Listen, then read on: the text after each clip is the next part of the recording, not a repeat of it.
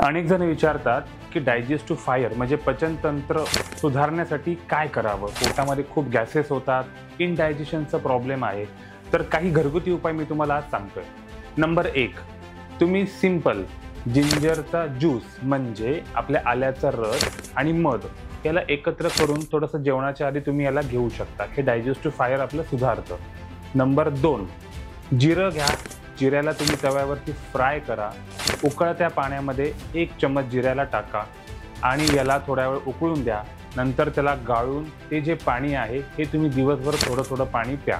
हे तुमचं digestive fire पुन्हा सुधारेल. नंबर 3, चिमूटभर हिंग घ्या आणि जे हे हिंग आहे याला थोडंसं अर्धा कप कोमट पाण्यामध्ये टाकून त्याला तुम्ही दुपारी आणि रात्री एका वेळेस किंवा 2 वेळेस याचा कन्झ्युम करू शकता. हे पोटामधले जे दुखणं असतं, इनडायजेशनचे गॅसेस असतात, हे सगळं रिमूव्ह करेल. आणि नंबर 4, जे सगळ्यात सोपं आहे ते आहे लिंबू पाणी.